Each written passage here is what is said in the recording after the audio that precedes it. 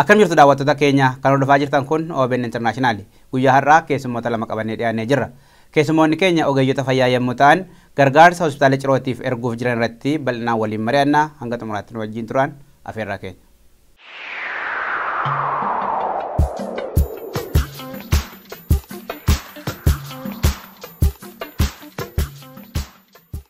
Durataa Waldaa Oggeeyyota Oromoo Addunyaa Dr. Obsaasanii fi maallaqa qabaa Dr. Nuraddiin Sulee isin istiidiyootti argamtanii Dr. Nuraddiin immoo gama Skypeetiin argamu keessaniif hedduu galatooma. Sinillee noora horaa bula. Sinis carraa nu fannoo keessaniif galatooma hedduu. Dr. Nuraddiin irraa haa eegallu. Dr. Nuraddiin eenyu mee obsuu irraa eegalaa? Dr. Nuraddiin Abdallaa Sulee dhaloonni isaa magaalaa Ciroo ka guddate immoo Finfinneetti achi booda immoo jireenya ama 25 ol immoo Atlaantaa Joorjiyaa keessa jiraata. Ijoollee sadii qaba. Warri isaa Saartuu Hamzaa akkasii jechuudha. Galatooma Dr. Obsa marii keenya geggeessuudhaaf isin waldaa ogeessota fayyaa Oromoo sadarkaa addunyaatti jiru irratti hoogganaadhas gama biraatiin immoo hojiilee garaagaraa keessattis hin hirmaattu. Isin ibsa guddaa yoo kennuu baattan illee kaayyoo waldaa kanaarraa kaatan yoo ibsitan. Hayyee ibsuulleen barbaachisuu baatu maqaan kiyya Obsaasanii ammaaf jiraata Minisootaati waggaa 20 guuteetiin yeroo yaabantanillee qabbana yeroo gannaa dhuftu tana obsaa dhiiroo Oromiyaa galla jechaatuma asaafne atilleen gaa bagaasin nu afeertee waa'ee dhimma saba keenyaa irratti dhimma keessattuu fayyaa waan jabduu kanarratti nu afeeruu keessanii fayyaada. Dr. Nuraddiin illeen halaalarraa haa jiraatu malee tokko booda qaamaanuu asitti argama. Innilleen baga nu bira jiraateen jaa. So seenaan waldaa kanaa maali jette? Seenaan afaan faranjiitiin International Oromoo Health Professional Association jaa. Gabaabsinee IOPA jennaani. Gara Oromootiin immoo afaan Oromootiin waldaa Oromoo fayyaa waldaa ogeessota fayyaa Oromoo Addunyaati. Seenaan isaa dheeraadha. Hundallee keessa bahuu baannu gabaabseetuma. Bara 2013 keessa namoonni ogeeyyii fayyaa warri epidemiology baratan warra public health jechuudha. Warra medicine baratan warra akka Dr. Masfin, ana Dr. Galaanee, warri Kanadaa jiru Dr. Beenyaan faan asiis warri jiran bara 2013 keessa dura haasawa kana jalqabne amma seenaa irra utaaleetuma bara 2014 keessa naafi Galaaneen keessattuu Galaaneen sagantaa tokko propose goote Oromoon nama barate hedduu qabdi fayyaan tuni hedduu barbaachiftuudha yoo xiqqaate maaliif yeroo kubbaadha namoota achi dhufee daawwatuuf warra kubbaa taphatuuf yoo rakkoon takkallee dhufte maa biran dhaabbanne ka jiru sagantaa tokko barreessite first aid jaamonni kun hoggaa namni miillate gargaaruu irratti nu dura immoo Dr. Namarraan makiinuma isaa keessaa akka ijoollee gargaaraa turee fi makiinuma isaatiin fuudhee akka mana hakimaas keessaa ture barre haa ta'uti seenaan keenya hojii wajjin wal qabata jechuudha. Eegaa bara 2014 sagantaa Oromoo warra Osfaanaati wajjin warra kubbaa miilaa gaggeessu wajjin jalqabne ilaa ammaatti jirra. Hundeeffamni keenya karaa seeraatiin immoo kan ta'e inaugural conference 2017 eebba gaafa silaa dhaaba kana walitti finnee namoota garagaraatiin lafa jala irratti hojjetame waan isa barbaachisu kan hundeessinee magaalaa Chicago bara 2017 keessa gaafsanii boordii hoogganaa olaanaa board of directors nama 9 keessaa qabduu fi boordii hojii gaggeessituu yookiin executive team nama torban san keessaa ani akka itti aanaa ta'een filame gaafsanii Nuraddiin immoo horii qabaa yookiin itti gaafatamaa diinagdee ta'eeti gaafsan filame jechuudha. San qofaa miti ammaas sabquunnamtii irrattis waan inni nama energy hedduu qabu nama akkasii waan ta'eef jecha ammaas is our motivator. Hoggaa namni xiqqoo hojiidhaan biizii ta'es kan nu gargaaru isa. Haa ta'uti gabaabumatti bara 2017 hundeeffame korri Chicago godhamee itti fufnee ammaas bara 2018 Washington DC'tti godhanne sagantaan nuti har'a irratti haasa'uuf teenyu tun 2018 keessa akka karaa qabattu goosifne bara dabre immoo as Minnesotatti konferansiin sadaffaadhaa godhamee baratti as deemu kana Atlantaadhaaf murteessinee jira yeroo fi guyyaanis murtaa'ee jira yeroo gabaabduu keessa sagantaa biraatiin ummata keenya beeksifne namoonni ogeeyyii fayyaa akka waldaa ummata fiitiif dhaabbatee fi wal taqabnu walitti baafnee saba keenya gargaaruu dhaabbate kana akka irraa qooda fudhatanii waan silaa irraan tanaasitti haasofnu kana caala walitti dhufanii hojjetan godhuudhaaf seenaan kanuma fakkaata maal hojjenneef itti seenuus ni dandeenya seenaan isaa kana. Galatooma yaada bal'aa kaastan jalqabarraa kaatanii hanga ammaatti bara 2013 irraa amma 2020 geenyarra waan ta'eef hojiilee hanga ammaatti hojjetan hundeeffamarraati.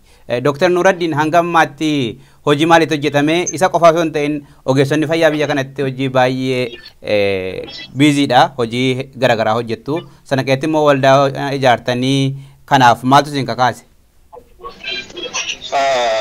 Wanni nu kakaase beektaa gargaarsa. Namu saba isaa gargaaru ni fedha wanni guddaan commitmentii so commitmentii namoonni xiqqashoo taanu commitmentii qabnu sanu fedhinnaa san keenya wajji commitmentii idaane haalli ummanni keenya itti jiru rakkoo keessa jira rakkoo speeshaalii dhukkubaa yoo gartee biyya teenya keessa waan hedduu jiruuf beekumsa qabnuun beekuma keenya maal godhuu qabna akka jawurraa kaaneeti walitti dhufnee jechuudha. Eegasanii eega jaaramee jalqabee I hope waa meeqa godhee jira hirphaa hojii tahee ummata keenya boordara irratti buqqa'an isaaniin gargaarsa godhuu library universityidhaaf dictionary maali medical dictionary university medical tahan madda walaabuudhaaf haramaayaadhaaf ammas deebinee Adaamaadhaaf waan akkas godhuu laayifiidhaan akka Dr. Ibrahim, Dr. Obsaan ummata keenya waa'ee fayyaa barsiisuu wanni guddaan immoo ijoollee biyya tanatti dhalattee heegaree isaanii maal ta'uu ja'anii shakkirraa jiran saniif motiveet ta'uu haa doktoriinis ni jira akka Oromoo, faarmaasistis ni jira, narsiinis ni jira. So nuti motiveetara kan taane isaaniif xurree karaa agarsiisu wanni adda addaa wanni guddaan kana jechuudha. Hanga ammaatti hojiin hojjetamee fi gara fuulduraatti dhufna garuu hojiileen hamma ammaatti hojjetaman hawaasa keenyaaf hubannoo uumuu irratti hanga itti deemameera. Yaa akka heddumina keenyaatiif akka sila saba warraaqsa keessas jiru saba rakkoon siyaasaas rakkoon hawaasummaadha gara hedduun huutee jirtutti dhugumatti hanga san hojjenne jenneellee dubbachuu hin dandeenyu. Maaliif there is a lot of potential. Dr. Nuraddiin xiqqoo tuttuqee ture OMN irratti waa'ee fayyaa nama barsiisuu obbo Dajanee wajjin taane ture sunis gartee waggaa qabsoo san keessa ture karaa kaaniin Facebook live fa'aa deemnee nama waan tokko hubachiisuu wanni guddaan ammaas ummata heegaree oomishuudha.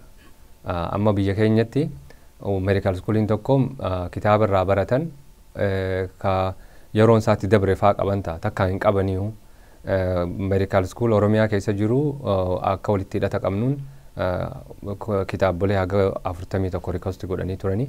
San Dr. Malik naannoo DC jiraata inni ogummaan isaalleen Dr. Garaati internal gastrointestinal specialistidha.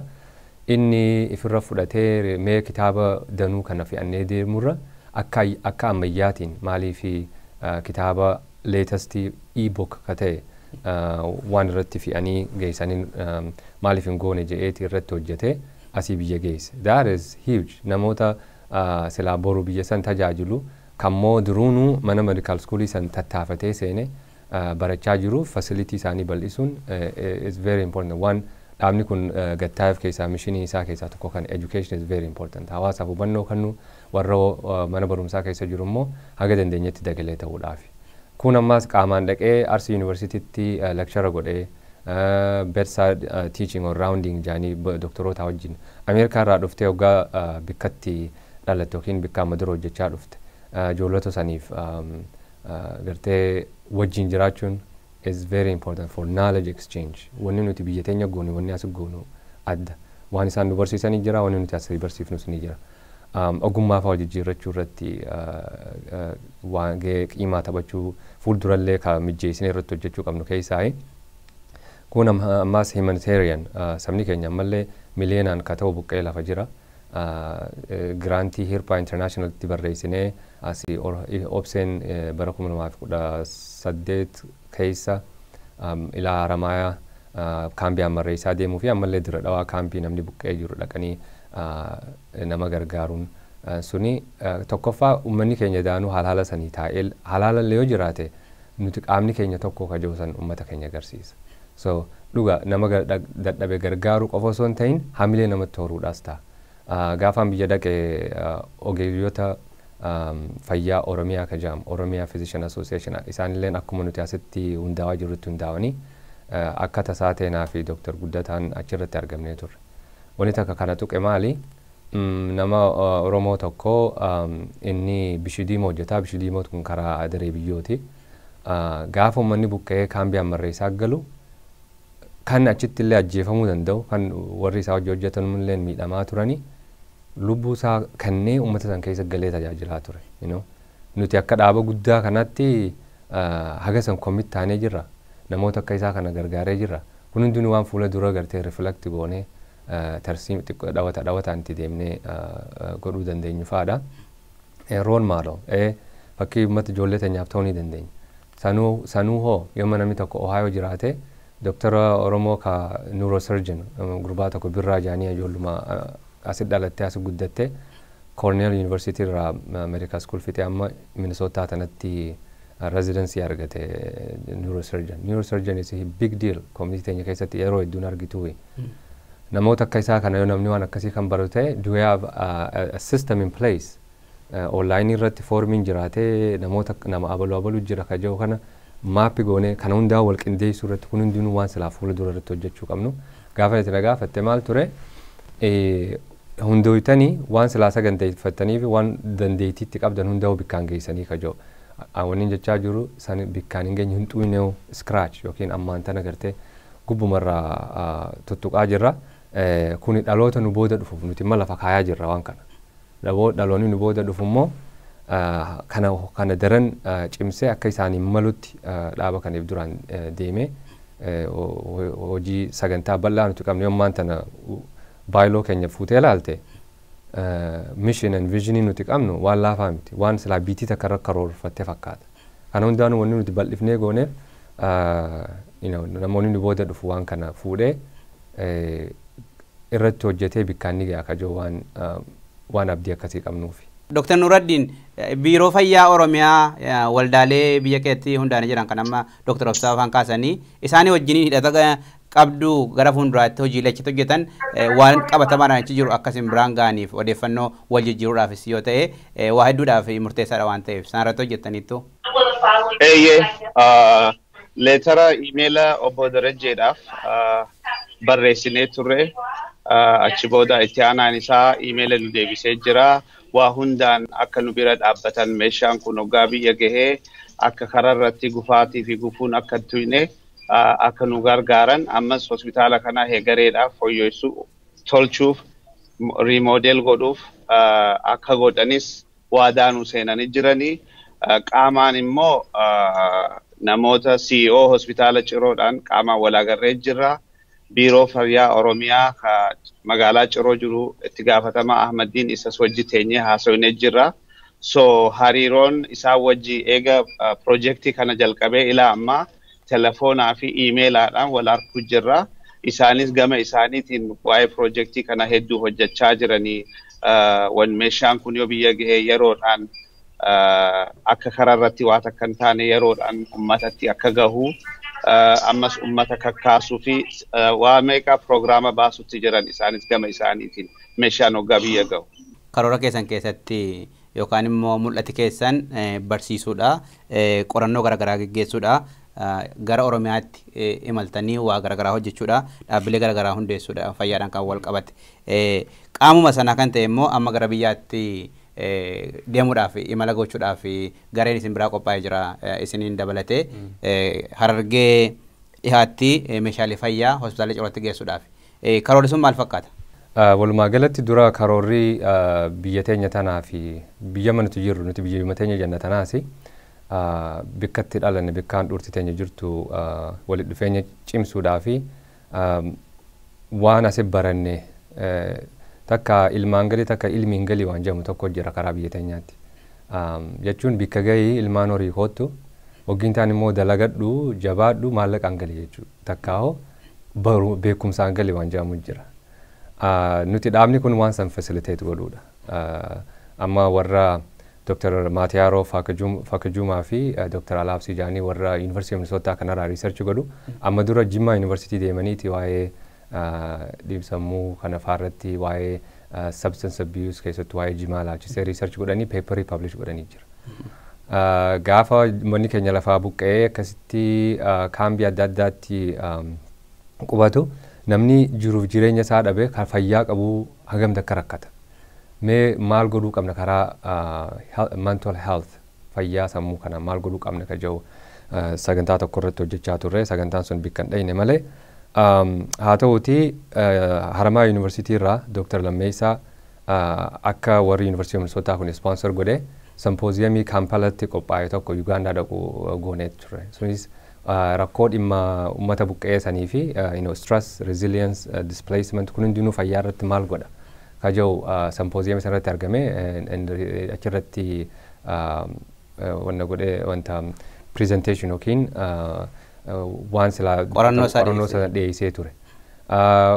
Nuti san bira dabarree amma maal yaannee jara kanoo biyya geessinee fandiin tokko tokko argame training the trainers jechuun maali waa'ee fayyaan kun waggaa fayyaa jennu fayyaa qaamaa jira fayyaa qalbii jira mee fayyuma qalbii haa jennuuni fayyaa sammuu waggaa jennu kana xiqqoo waan kanarratti yoo godina hundarraa nama haga tokko waliin sassaabanii namni kun leenjii argatanii achi booda immoo deebisanii tamsaasta godinaalee jiru hundatti deebi'anii namoota naannoo san jiru barsiisu. Kana jechuun namni tokko waggaa rakkoo maraatuu yookiin qalbiidhaa itti dhufte how do you recognize it? Acute psychosis jedhamee waan jiru jira. Akkamitti nama kana barsiifte yookiin maatii barsiifte namoonni kun maraataa fi abbaa hidhata jedhaniitu manuma galchanii nama kana hunda godhu. Irraa dubbachuullee hin barbaadan. Akkuma yoo osoo hojjettuu harkisi murame mana dooktaraa deemtutti sunis fayyaan sunis akkasuma laalamu waan qabuuf jecha waan kana akkamitti goona ka jedhu irratti tattaafachaa turre kana nu qofaas osoo hin tahin dhaabbata Oromiyaa Physician Association wajjin irratti hojjechaa turre waan san fuuldura waan itti balleef. Amma haajaa ammas dhufneef itti yoo gamana deemnu taate meeshaa asirraa erguun dooktaroota biyya geessuun nuun hin eegalle. Warri akka obsee luuboo fa'anii warra ija boloqte yookiin ija nama badde fa'aa cataract surgery asii dooktaroota Dr. Hassan tokko fa'aa onnarraa fuudhanii Kaalifoorniyaa irraa fuudhanii inni Dr. Onneeti namoota ammas ogummaa ijaa qabus fuudhanii nama ijaan hin argin irraa banuun that's a life changing thing. Waan akkasii san godhuun duraanuu ture Dr. Guddataan immoo Arsii Nageelletti hospitaaleef dandee ijaaree saba keenya gartee karaa walitti dhaabbataatiin tan nuti dhaynee deebinu kan qofa osoo hin ta'in physical structure institutionalize godhuudhaan deebi'ee ammas hospitaalli sun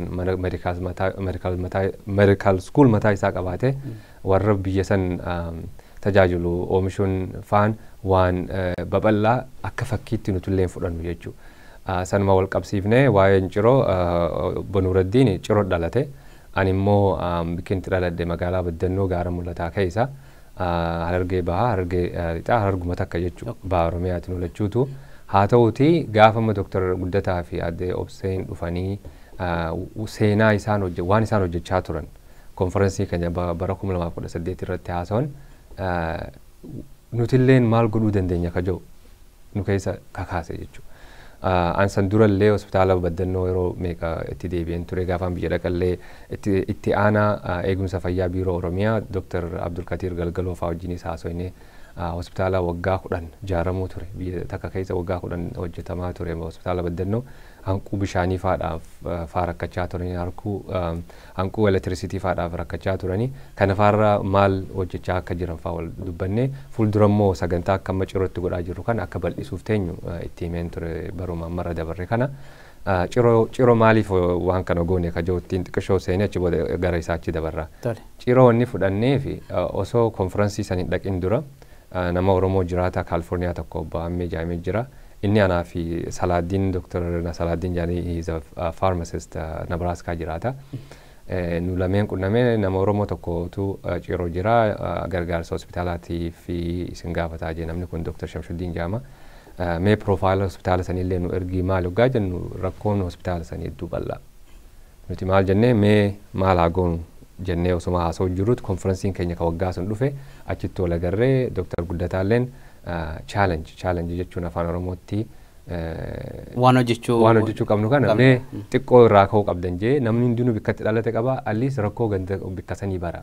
Lammaffaa yoo rakkoo san baratan booda furmaata irratti hojjedha kaja'uuni achi galle jechuudha. Namoonni karaa keenyarraa achi dhufe hospitaala adda addaa maqaa dhawee fakkeenya makaasuuf Nuuraddiinis ol ka'eeti anis ciroon gargaara jee anis baddannuun jee Dr. Eliyaas tokkos anis dilcoorraa dira dhawaatiin gargaara jee boodarra waggaa achirraa gallu immoo akkamii gargaara xurreetamirra deemna effortii keenya karaa tokko deebifnee guuza walii oollee guuza jechuu karaa keessanii beeytanii ogummaa walitti dandeettiidhaan maallaqa walitti fidanii guuza walii oollee tokko karaarraa keenyu kaciroo kun akkuma isin jetti duraanuu walqunnamtiin jalqabee waan jiruu fi rakkoo isaattis waan beeknuuf jecha karaa sanaa biraan there is a sport makiinaa lamaa jira. Makiinaan takka tanuma nagayaati tuun immoo sports car. Sports car kana waggaa kaaftee irra jettu akkam taate ni utaalti. Nuuraddiin nama akkasiisani. Dhufee waan kana itti amanee lafaa kaanaan nuti isa dura xiqqoo jalqabnee waan turreef kun irratti daamnaan he became an engine for this. Waan kaniif dura of irratti asii haga yeroo isaatii fi qabeenya isaa wareegee asii biyya dhaqee hospitaala san waan inni keessa jiru waan achi jarri nutti ergu qofa osoo hin ta'in qaamaan gartee achitti argame rakkoo san baree wana jaasanii irratti illee isa gaafachuu dandeessaa.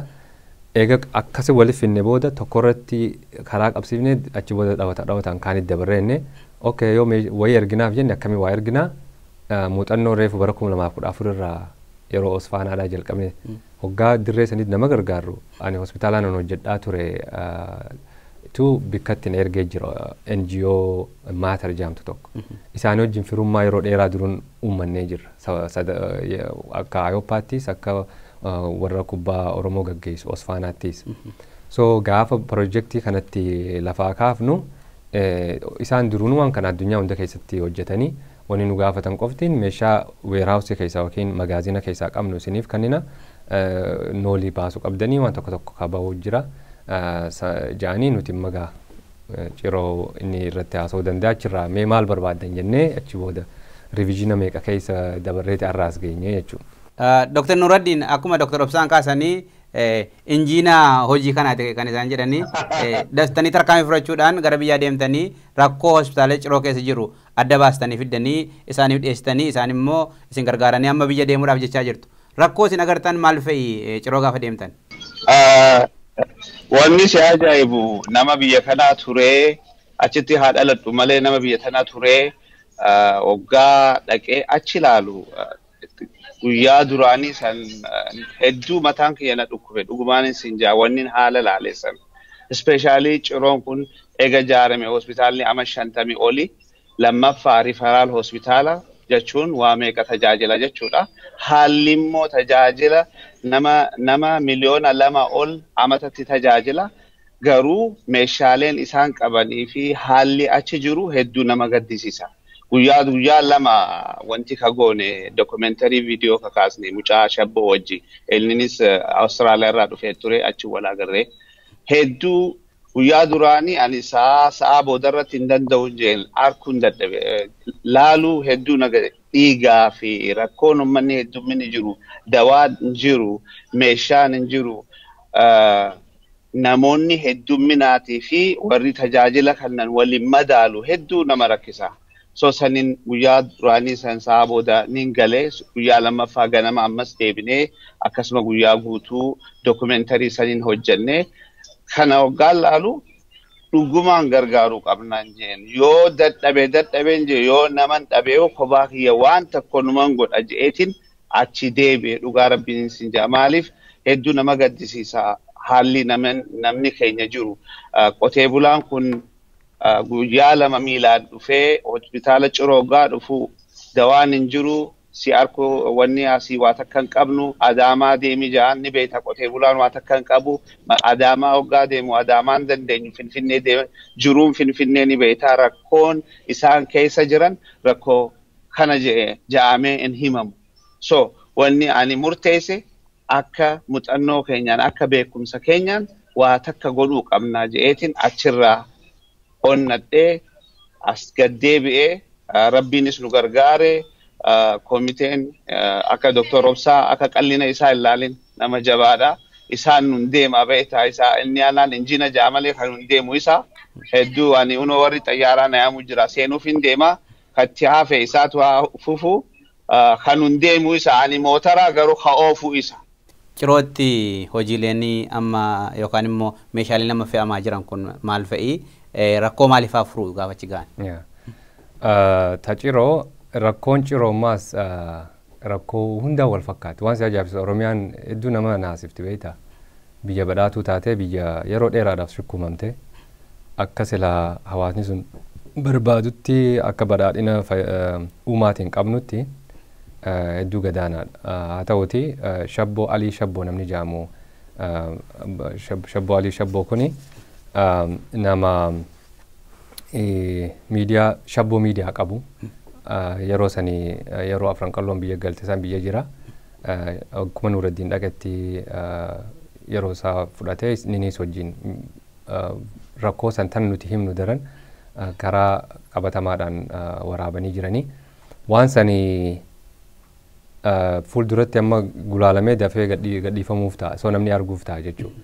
Hoggaa gaamma san juxtapose jetti faranjii waan lama ol bira kaa'u jetti. Rakkoo san barree videonis ni jira amma what kind of impact can we have jijjiirama akkamii fiduu dandeenya meeshaan kun hoggaa dhaqa meeshaa akkamtu dhaqee achi dhaqa fakkeenyaaf meeshaan kun akkuma sin jetti Ameerikaa tana beektaa warri biyyaatis Ameerikaa hoggaa jaanii kanuma yeroo takkatti waa hundi guutuutiif hospitaaluma sanuu kan warqii irraa ijaarufaatti fakkaatan is good akkasii yaaduun dhugaa biyya badhaatuudha Ameerikaan dhugumatti yoo barbaadde biyya badhaatuudha biyya ammaa soo yeroo hunda waa hojjechuudhaafis haala mijeessitu. Namoonni immoo hojjennu kun hospitaalaan an dalagu Mercy Hospital jaaniini dhaabni hospitaala kana hogganu immoo Align Health very big health system. Meeshaalee humaan taane kana faadha ka isaan yeroo jijjiiran dabarsanii kannanii kun immoo deebi'eeti lubbuu nama hedduu Afrikaa tana keessatti biyya South Americaatti Asiaatti deemee nama gargaara. Isaan teknoolojii jiruun teknoolojii wajjin deemu achi keessaa beemmoo biyyoota biraa deema. Nuti amma madda tana agarree akkamitti rakkoo biyya teenyaa sanii subannee wanni isin gaafattu commitment very important murannoo compassion ummata keetiif nahu ummata keetiif jecha gartee qabsaa'u dan achi booda being industrial namni tokko is very industrious jechuun waan arge haalattiin hojiirra oolchu beekuudha. Nama hedduu meeqa akkas godhuu danda'u. Fedhii ni qabaa yeroo ni qaba sometimes they don't know how to do it. Yeroo akkasii gartee resource jirtu waliif fidanii godhuun barbaachisaadha. So dhaabni kuni akka gartee nama ziqeerra taa'uti. Dhuga rakkoon biyya teenyaa bal'oodha waan barbaadan ergani biyya teenyaatti immoo hoggaa meeshaa kana erginu we want to have a lasting impact immediate impact keessattuu emergency room namni karaa keenyaatti mootummaan gartee karaa makiinaa kana tiraafikni hedduu rakkisaadha nama jira bobba'ee galu kabarullee biyya sanii fayyadu kaadha abbaan eeggattu namni walirra bahee horii makiinaa kana seena makiinaa akka bineensa ari'u tiraafikni hin jiru karaan badaadha karaa keessan hin beeku harargeen gaaraa fi kana qabdi yeroo dhoqqeedhaa dhoqqee karaan ni caccabaa yeroo bonaa dhukkeedhaa horii fi re'een namninis karuma tokko qaba gaagaa balaan makiinaa hedduu nama hedduudha galaafata. Amma biyya kanatti yoo balaan akkasii dhufte triage jaanii jira. Triage jechuun namni kun hoggaa miidhaa akkanaatiin dhufe maaltu godhamuu qaba ABCD lafa kaa'amee yeroo yeroodhaan fooyya'aa akkas godhama. Biyya keenya tokkoffaa meeshaa hin qabani lammaffaa piroosesni lafa hin jiru. Amma nuti kaayyoon teenya meeshaa san geessinee piroosesni sanis akkatti baran godhudha. So emergency room OR surgery sometimes life saving. Namni tokko amma appendix tirfaan jettaa jennuun afaan Oromootti. Yaala baqaqsanii hodhuutii fi balaa tattamaa gaafa nama gagga'u. Dafanii yoo nama gagga'u yoo meeshaan gahaan jiraate namni kun wooma xiqqoo takkaan kutuurra lubbuu isaa hambisuu ni danda'an. Kun intensive care unit maternal care bakka dubartiin itti deessu. Imagine haadha ilmaan afurii ta'a dahuudhaaf achi dhuftee akkuma tasaa ta'e dhiinirraa dhaabbachuu didee ilmaan fiitti hin galle wanni nuti goonu kuni waan akkasii sanfaadha. Ilmoon dhalattee ammas incubators bakka itti kunuunfamtu keessa kaa'amtee yoo premature osoo hin gahin dhalatte faani dursanii yoo dhalatte waan keessa kaanii yeroodhaaf. So wanni kun hundinuu waan nuti hoggaa projektii kana seennu hedduu nutti fardiiti. So hoggaa isaan listii isaanii ergatan nutis listii isaaniis ilaallee warra faranjoota kanaas gargaarsifanne. Biyyoota Afrikaa meeshaa nuti asirraa erginu dhaqee akka gidaaratti hirkifamee hin teenye. Akka dhaqetti akka hojiirra oolu. Akka dhaqetti kagartee ammaas turee uummata san gargaaruu barbaanna.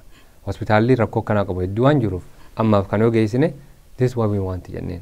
They say no problem gatta'anii nuti this is what we think listii keessa ilaallee waan isinirraa dhageenyurraa kajoo goone. Akkuma nuraddiin jee yeroo hedduu deddeebii keessa isaanii hojii wal geenye conference callii goone 7 or 8 time revise goone listii keenya. Kun hundinuu imagine the amount of hours that goes into it yeroo dheeraadha. Hangi wayyaa fayyaa keessa jiraachuun nullee nu gargaare. Amma akka haayilaayituma godhuudhaaf wanni tokko tokko fakkeenya infant warmer ijoolleen hoggaa dhalattu akka oowwisu waan keessa kaanii jira. Birthing beds bakka dubartiin itti deessu kan rakkachiisan yoo footoo nuraddiin fide yoo argitan itti fayyadamna footoo isaanii. Footoolee san yoo argitan ni ajaa'ibdanii waan akka kan biraa exam lights crash cartiin very important. Namni tokko nama fayyaa yoo rakkoon itti dhuftee osuma hospitaala keessa taa'u oolu osuma fira isaa laalu jiru yoo achumatti laafatu ta'e you need a crash card. San jechuun right away nama saniif kunuunsa kan namuudhaaf wanni hundinuu kaartii san keessa jirti jechuudha. Dawaaleen waan ati nama dhukkubsachiisu dhufe fakkeenyumaaf hin sii kaase agarte. So crash card akkasii sanfaa lab refrigerators laabii kan hoggaa dhiiga namarraa fuudhamu bakka kaanii kaayyatan faa.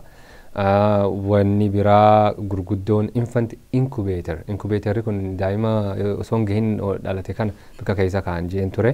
Surgical tool table kan sarjarii irra godhan sarjarii kana kan irra godhan karaa fedhan garagalchuu danda'an kallattii hundatti waan akkanaa kana faa.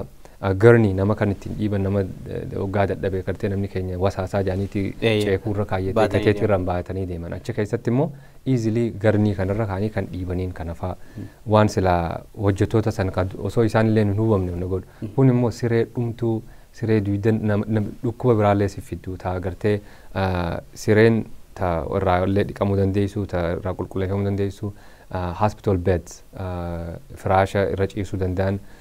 Microscopes, ultrasounds, mixed medical supplies, pallet jechuun rabxaa hedduu supply adda addaa N95 mask jaanii namoonni dhukkuba sumbaa qabu hoggaa qofeessi daddabarsu kana maaskii uffatanii jira.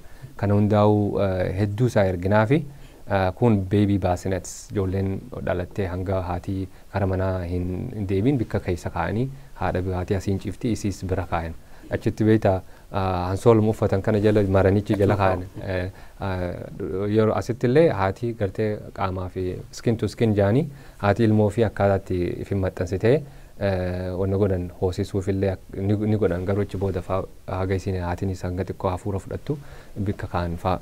Wannoota akkanaa hedduu jira wheelchair, EKG, stethoscope, oximeters, portable suction namni tokko mar'imaan kun yoo micciiramee small bowel obstruction qoqqiffachiisa ta'e waan tuubboodhaan kaa'anii isaan kana gargaaran oksijiina fa'aa funyaanitti waan kaa'an.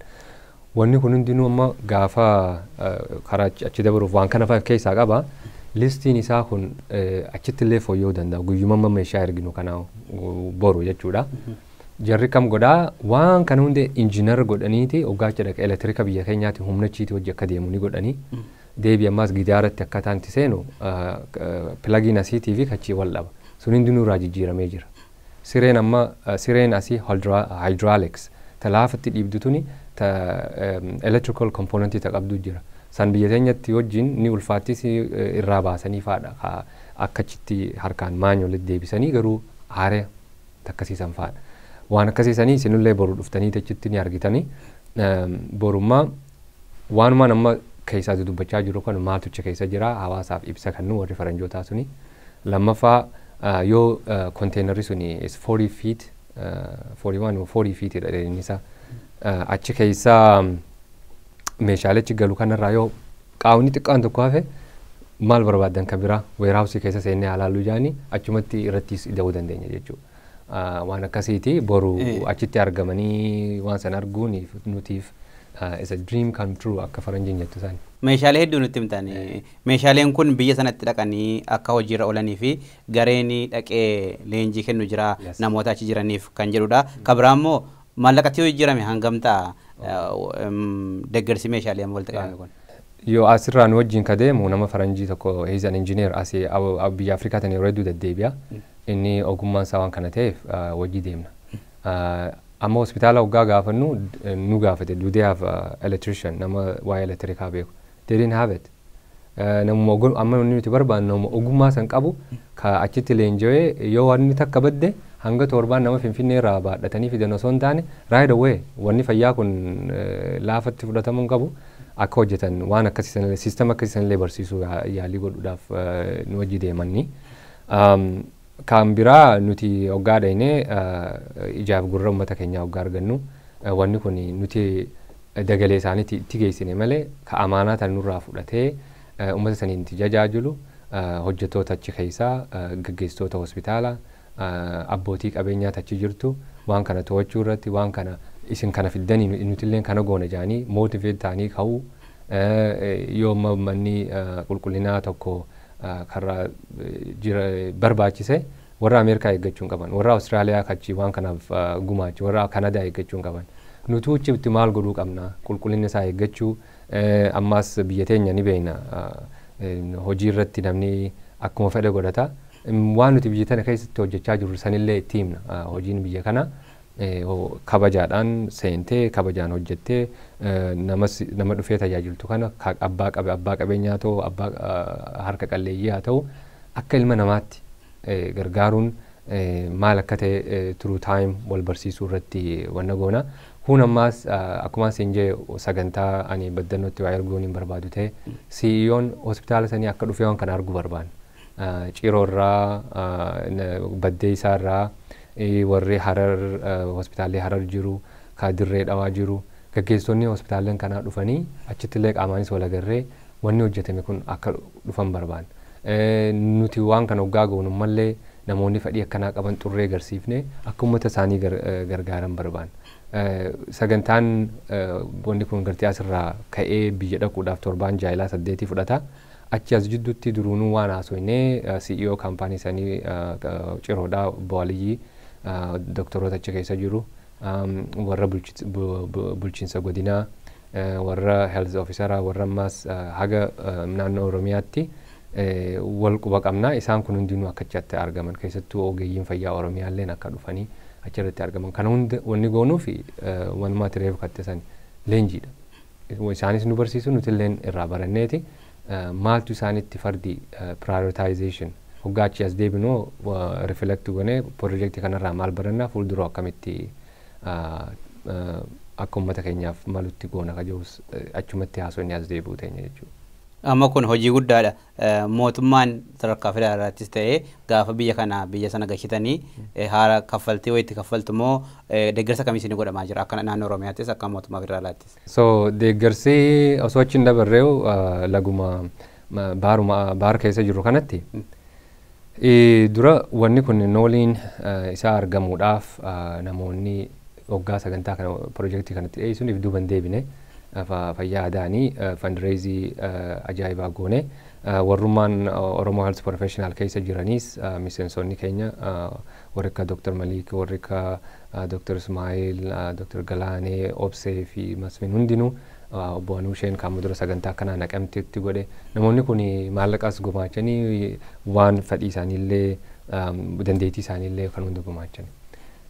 sun waan warri alaa kana godhe Awustiraaliyaa Kanadaa Ameerikaa namoota hedduudha kan waan kana raggumaachi yeroo gabaabduu keessatti waan kana kafar godhuu dandeenya yoommoo meeshaa arganne kana maallaqatti kan shallagnu taate we're talking about close to 400,000 kuma 400 faagaa nuti immoo fagaattu kuma 30 waliigala yoo nu baasise hagas faata amma nambarri 20 irraa ilaa 35 kan nuti oofte keessattuu nama injiinaraa kana fageessuu waan adda addaa nu baasisiise viidiyoo ammaan tana Nuraddiin achi dhaqee waraabe kana faa gulaallee fidnee waan kana hunda dhiyeessuu irratti yoo hagas nu baasisiise malee maallaqatti yoo hisaabne maallaqa guddaa sanii ol immoo walii hojiin hojjechuu baruu waan kanarraa muuxannoo argachuu saba keenya bira dhaabbachuu abdii uummata keenya bira dhaabbachuu yeroo ammaan tanaatti beeytonni ogummaa fayyaa akka qabu hedduun isaanii ijoollee gameessa amma lafaa kaa'aa jirtu ijoollota agartee amma lafaa kaa'aa jirtu waan taateef jecha for generation to come wanni kun agartee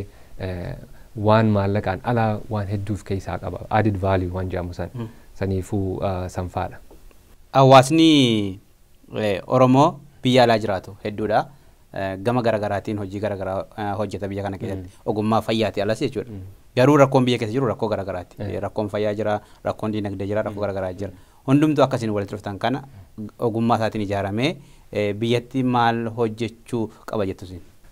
Ta duraati biitii teenya yeroo dheertuu keessa as geenye laaftutti isas hin geenye yoggaa barattee hojiillee qabeenyallee hortee ta duraati maatii kee duuban kaayyattu immoo hawaasni nama hin qabne hawaasni hiyyeessii yeroo dheeraadhaaf beekaa isaanii sababa siyaasaatiif jecha duraa fitan abbootii qabeenyaa siyaasa jaaniituma ka yeroo dheeraadhaaf duubatti harkisanii kan qabeenya isaanii irraa saaman yeroon sun amma dabartee jijjiiramni ni dhufa for sure ni dhufa kana keessatti amma rakkoo uummataa san baruudha dura yooma dhaabni Oromoo ka warri fayyaa jira warri ogeeyyii looyeraa jiraatu ta'e rakkoolee waa'ee looyerummaatiin akkamitti imma elekshiinaas deema miti dhaabolee NGO biyya kana jirtu akkamitti fuudhanii geessanii waa'ee training irratti independent taajabdoota alattuu warra silaa heera murtoota yookiin judiciary system jaaniin biyya kanatti sirna haqaa seeraa wajjin wal qabatu sirna seeraati wajjin wal qabatu akkamitti trainingii kannaniif so yoo akkasitti dhaabbatan they can do that and they should do that biyyi teenya biyya qacaleedha biyya yeroo dheeraadhaafis mootummaan akka fedhatti bulchaa ture amma immoo we have to set the stage amma gartee mana kana we have to rearrange the furniture biyya haaree ta'uu qabdi wanni poolitikaadha haalli siyaasaa fokkotaanis hedduu jira wanni uummata keenya irra gaggeeffamaa jiru hudhaan siyaasaa haa hiikamtu malee furgaatee nurraa lafa hin buune sun ammaas is gonna require generation our fight doesn't stop I think qabsoon ammaan tanaa'u gartee chaaptera lammaffaa yookiin boqonnaa lammaffaa keessa seente malee hin dhumne yoo nuti kasittiin hojjennu taate rakkoo teenya barree bikkarraa dhufnees beeyneen hojjenne taate hanguma arganne tanaa'u dhabuunis there's no guarantee in life dhabuus malla waan san ta'eef jecha hamuunaan gahee fi beekanii wal jaaranii hoggaa wal jaaran immoo waa'ee sabaa dursanii namni hundinuu waan kana godhaa miti kanuma gartee rabbi mijjeessee fi murannoo qabu namni hagee walitti dhufee sun hoggaa hojjetu kun immoo hamilee ta'ee fi dagalee ta'ee fi milisee ta'ee fi waan kan akka ibdura tarkaanfachiisu godhuudha warra looyeraa fakkeenyumaan fudhadhe warroonni kun immoo warri biizinasa keessa tokkoffaa yoo dhaqanii biizinasa san banan ta'e ka dura ittiin badhaadhu abbichuma kan lammadaa immoo akkuma reefu jennetti uummanni keenya hojii dhableeyyii hedduu jira hojii namatti horuu haala ittiin hojii itti hojjetan nama barsiisu biyya san birookiraasiin akkasitti wanni hundinuu wal qixxaattee waraqaa biiroo tana seentee biiroo tana dabartee piroosesnii lafa hin jiru piroosesnichi jiru ka jirus ka waraqaarra jiru malee wanni waraqaarra jiru enforcing taatu hundi isaa harka lafa jala deemuuf barbaada hoggaa deddeebii keessa this has to change jennee achis keessaas jiraachaa osoo sanis hin balfine achis jiraatanii biizinasa sanis gartee sistema san fight gootee sistema san irra qabsooytee sistema nama nyaataa ka gartee ati dandeettii fi qabeenya kee fidee uummata kee gargaaruuf deemu waan danqaraasitti taasan systematically jijjiiruu irratti fuulleeffatanii fuuldura ni jijjiiramti. Biyyattummaas hiyyummaatu hedduu qabee hiyyummaan tuma hunda nama goosifti. Hiyyummaa keessattummaas bulchiinsa gadhee yoggaa ta'u lameen kun hoggaa walitti dhufe is a recipe for disaster. Hiyyummaa rabbi kan nurraa hiikuu taa'u immoo hojjennu malee hin taatu hojiin namni hundinuu gahee fi ilaalee akkasitti yoo irratti hojjete gaariidha. Dr. Obsa isin doktora ogummaa fayyaatiin uummataa yeeltu durataa waldaa hawaasa Oromoo Minisootaati. Durataa waldaa Oggeeyyota Fayyaa Oromoo Addunyaati. Hojii amma kana hojjettu uummanni Oromoo hedduu biyya alaa kana jira as duwwaa sun ta'in Awurooppaas ta'e Kanaadaas. Hundumtuu waan danda'u alallee deemee hawaasa kana ijaaree gara biyyaatti irra guddaa hundi keenya bakka baanee beenna waan ta'eef deebi'ee akka uummata isaa gargaaruuf irra deebitanii akkamittiin ijaaramuu qaba jettu isin. Akkuma jetti dura interest fedhii jiraachuu qaba. Lammaffaa namni wal mari'ate namni gartee mala dhawachuuf gattaa'e mala hin dhabu. Gahee hawaasa keessaa ammaan tana Oromoo Health Professional duraan akka egzekutiivitti itti aanaan ture yeroo san Dr. Masfinii Gaggeessaa gargaartuun ture jechuudha. Amma immoo hanga konferansii keenya April dhumarratti karaa April keessa godhachuuf teenya hanga sanii naatu Gaggeessaa achi booda duruun kora dabre irratti pirezidantiitti aanu duruun muunnee jira. Akkaataan itti organizaashinii keenya itti dalagu akkas. Pirezidantii elektii qabda. Namni kun hojiirra baraa dhufa. Nama tokko filata. Tu gara aangootti dhufin iyyuu beeka. Aangootti dhufin beeka. Waan karaa heeraatiin dabarsu ni dabarsina. Ka kora irratti waggaa walitti dhufin ammas ka waggaa dhufu muudamuuf taa'u ni filama sun pirezidantii elektii ta'a. Akkasitti deema. Waanumaan keessa turee fi amma narratti ba'aan tun buute. Dr. Masfin narra buufatee kote. Ammaanillee Naayomii Abdurrahmaan irratti nan buufadha xiqqoo boote. Ka gahee Oromoo Community kan jetteef Oromoo Community keessa yeroo dheeran ture. Boordii duraa keessas ture. Boordii ammaan tana gadaa kana keessa waggaa tokko duruun ceete. Ammallee baatii 11 qofaan nu hafe. Sanillee yeroo bijee haga dandeenyetti gargaarreetuma irraa buuna. Kana keessatti ani wanni na xiqqishoo na gargaare hojiin kiyya hojii doktoraa ta'e hojii nan hojjedhu hospitaala keessa torbaan tokko hojjedheen torbaan tokko lafa ta'a. Torbaan san keessa faadha ijoollees haadha warra kiyyaa gargaaruudhaan waa'ee community kanaa sun jechuudhaan san qofaa miti Aayishaan nadaran akka nama leencaati. Isiin waggaa 9 guutuudha kan boordii hawaasa gaggeessuu Awustiraaliyaa keessatti irra turte. Asitti immoo ijoollee teenya guddisuu qofa osoo hin taane waan kana hubachuun isiitu nallee gargaaree jira. Anama my role is gonna change amma booda. Oromoo warra karaa fayyaatiinis waa'ee projektii akkanaa irratti ittiin fufa. Karaa Oromoo communitynis ji'a haga kana ichi oofne san booda amma kilinika mataa keenyaa waan addaa tokko jirra amma yeroo gabaabduu keessatti hawaasni baruuf taa'u gaafsan ammaas akka ammaan tana yeroo nama duraan torbaanumaan qabu kanaawu tunuu dhiphattee wanna taa'aa jirti. Haa ta'uti urmii tanaan hangaan danda'utti hawaasa kiyya gargaaruun namni waan jaalatu yoo godhe hin dadhabu. Waan jibbitu immoo siree irraa kaatee itti gadi hin baatu. So ani uummata kiyya nan jaaladhaa uummata kiyyaaf hangaan dandeetti naa wareega. Ammas I'm a student. Ummatuma kana keessa jiraachuun I learn a lot. Waa hedduun baradha. Waa Oromoo kanallee. Nama akka keetiin baradha. Nama akka Fuwaadiin baradha. Warra ogummaa qabu. Fuuldurallee yoo projektii akkanaa yoo goone taate waa'ee fayyaatiif waa'ee projektii kanaan beeka malee miidiyaarra dhufee wanna jechuudhaafis deebiite maas filaayer barbaachisu hojjechuudhaafis always create a connection. Amma projektuma ciroo kanarratti warra duratti na barsiisu turan Dr. Peter Land. Konferansii biraatii fi bakka biraatti wal agarree amata 3 waliin agarree akkamii eegaa nu biraa giraajuweet goote bar waan akkanaa jirraa biyya teenyaaf illee waan akkanaa godhu jirra. I want to go with you naan jaa jechuudha. So neetworkii kana bal'isaa deemta.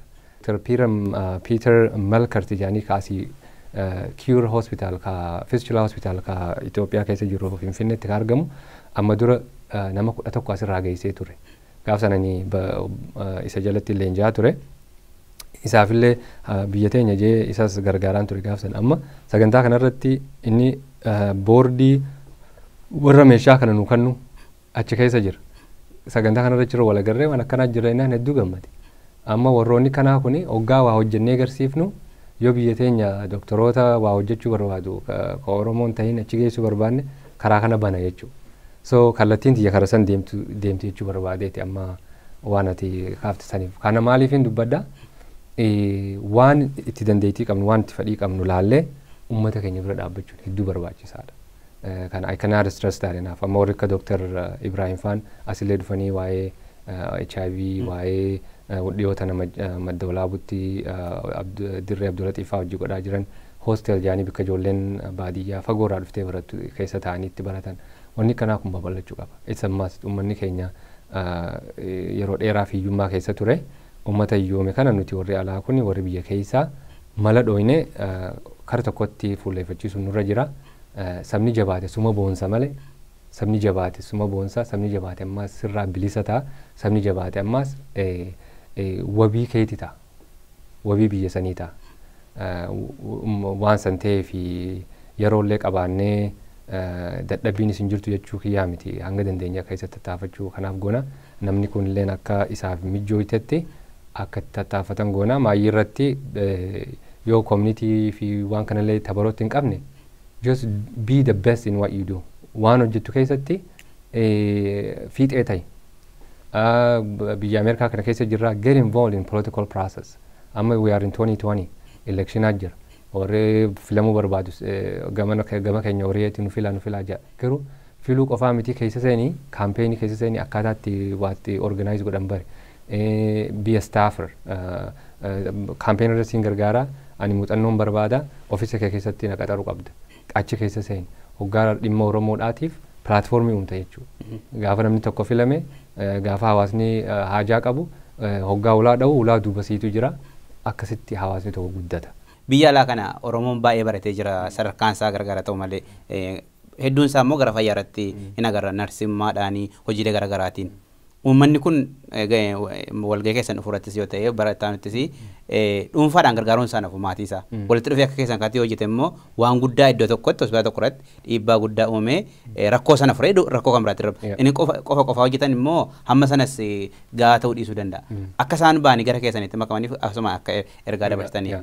Ta duraati sagantaa waa'ee sanii nuu qabi kophatti. Tole. Dhufnee akka gaariitti haasofna. Tole. Keessattuu iddoo isaa murteessinee warri gaafsanii iddoo sannuuf miidhagsuuf taa'u Dr. Sintaayyoon faan board of directors keessatti gaafatamaan isa fa'aadha. Ayooppaan local chapter hedduu qaba. Hundi isaa jabaame. Minnesootaan chapterii damee tokko qaba. Mid Atlantic jennee karaa Washington DC kana tokko jira.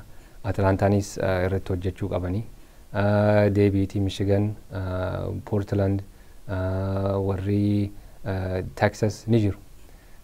Ultimately, Ayooppaan akka umbrella haa ta'u malee locally Minnesota keessa dhimma Minnesotaatiif waa'ee warri local chapterii kuni deeqanii irraa hawaasni asii yoo barumsatti hajamu ta'e bikka amantiitti bikka kubbaatti yeroo July 4th yeroo adda addaa yeroo kubbaa dhaqanii barsiisuun hedduu barbaachisaadha. Namoonni gahee adda addaa keessa jiran ta duraati hoggaa Ayooppaatti ida'amanii walii wajjin birkii hoggaa walii fiddee walittiitu ni jabaatti. Walii wajji jabaan walii wajjin tollalle amma hawaasni keenya bikka jiru beekuun hedduu barbaachisaadha. Akkuma namoota biyya guddatte keessaa dhufee narsii biyya alaa fakkeenyaaf Philippines irraa dhufte biyyi isaanii biyya jabdullee taatu walitti ijaaramanii asirraa magaalaa xiqqoo yookiin ganda xiqqaa isaan irraa dhufaniif meeshaa erguu yaalii godhu. At the very least namni hundinuu bikkatti dhalate qaba, bikkatti guddate qaba, or fira qaba yoo asi dhalatellee akkaataatti goonu sanirratti yaadu. Gurbaa tokko jiran mana Nasraddiin jaaniin Colorado jiraata. Inni ijoollumaas guddate amma Unity tokko hospitaala keessatti maanaajera. Inni maantana hospitaala Ciroo kanarrattis nu gargaaraa jira. Inni fadhiin isaa karaa fayyaatii qofa miti karaa barumsaatiin illee laabireerii ijaaruudha Haramaayaatti. Dhiyoo tana hospitaalli koompitara jijjiirraani koompitari babbareeda koompitara 15 kannaniif. Koompitara 15 kana akkamitti karaa odaatiin informeeshina asii gaafa galaanee faana asiif deeman iddoo adda addaa geessan san achirra load ta'ee ijoollee saniif dhaqa waan akkasii kana fa'a. So narsii taateetis doktara taatees yoo fedhiin ta'e waa'ee barumsaa taatees yoo fedhiin ta'e waan biraa taatees jaaramanii waa hojjechuun hedduu barbaachisaadha. Karaa keenyaas koottaa akkuma isin jetti bal'inaan sagantaa nuu qabi karaa communitytiinis karaa fayyaatiinis dhufne akka gaariitti haasofnaa taniin immoo waan jechuu barbaadu boru bikki maatar moor jaaniini maatar inselus paarkii keessa jirti. Filaayara san faadeen nu gargaareeti achirra kaaya. Adireessa barbaachisee adireessa isiniif kennuu nan danda'a. Namoonni koottaatii waan san laala. Maaliif laaluun barbaachise? Wanni immoo nuti hojjennu kun fuuldura akka replikeet ta'u akkaataatti namni heddummeessu godhuu dandeenya. Iddoon 7005 Oxford Street, Selous Park, Minnesota 55426. Telefoona kiyyaaf kan nurra diinachirra keenya jiraanu bilbila. Ganama sa'a 9 koota. At the very least konteenara san baadhatanii akka ammaalaatti irra guuruu miti. Dhufaati laala, warehouse sanis koottaa laala, waan biitii namaa biyyuma keessa jiru kana uuma jiru koottaati laala. Yoo dandeessan bunallee dhuydanii yoo humna meeshaa kana achirratti guuruu nu hojii dandeessan taates will be happy to have you namoota dhufee achitti nu gargaaru. Hunda durammoo namoonni waan kana gumaachee akka afooshaatti gumaachee akka dhuunfaatti illee gumaachee nu gargaare akka ammas tola ooltummaatti volunteer godhee waan kana jala deemaa jiru guyyaa san achirratti argamne guyyaan hoggaan jiru boru January 16 2020 Thursday 9 am namoonni qophiin Oromoon hundinuu weekendii irra waan ooltuu fi Saturday faaseya dubbiin boru ganama. Let's see you there at Thursday. Achitti isinis warri OBNs ni dhuftanii footollee kaaftanii kun gartee for our generation waan document ta'ee lafa kaa'anyuu fi processa kanarraa barree namoonni sagantaa akkanaa fuuldurallee godhuu barbaadu akkaataatti irratti hojjetu qindeessuuf teenya jechuudha. Durataa waldaa Oggeeyyota Fayyaa Oromoo kan addunyaa Dr. Obsa Hasan, Dr. Nuraddiin gara kanatti dhufaa jira gara ministeeraatti waan ta'eef kara qabbanaa mala gaarii jennaani istiidiyoo keenyatti argamtanii mariinoo bal'aan waliin gootaniif hedduu galatooma. Isinilleen yeroo fudhattanii waa'een yeroo tanatti we are in information age. Yeroo information age waan ta'eef odeeffanni nuti amma asitti haasofnu mayyuu mulluqqeetti dhagahamuu danda'a. Odeeffanni nuti amma asitti haasofnu beegiitti dhageeffamuu danda'ama. Yaabellootti dhagayanii, wallootti dhagayanii, cinaaksanatti dhagayama, asallatti dhagayanii, finfinnee fi adaamattis ni dhagayanii. Wanni nuti haasofnu hoggayyuu waan ijaarsa uummata keenyaa irratti marxifattanii isinis asitti nu affeertanii uummata keenya bira gahuudhaaf dhaamsa kana gahuudhaaf isinis fayyaadaa kun itti haafuufu jenna. Borullee achi walagarree tatanaan olii namoota faranjiyoonni waan jiru. Uummannichi dhufee ergaa isaan dabarfatan meeshaa sanillee hoggaa erginu kara keenya maal jaambeeta du'aayitti gooneeti erginaa jedhan maal jechuudha. Erguu keenya ni beekna achi gahuu rabbii beeka kannineeti wanni kun bishaan seenee achi jabuutiidhaan yoo rabbi jee ciroo dhaqa cirootti gaa isinilleen waan kana keessaa gahee qabdan jechuudha. Nama kakaasuu irratti dhuftanii waan kana asitti nu mijeessitanii akka uummata hojii haasofnu nu godhuu keessaniif uummata sanya akka gargaaru. Hojiin keenyas kanas teenyu. Kanuma waan ta'eef sanuma galatooma. Egaa daawwattoota keenya dhimma gargaarsa hospitaala Ciroof geeffamuu irratti Dr. Obsa Hasanii fi Dr. Nuraddiin Sulee waliin gaggeessine kan marii xumurree jirra gama kootiin nagaatti.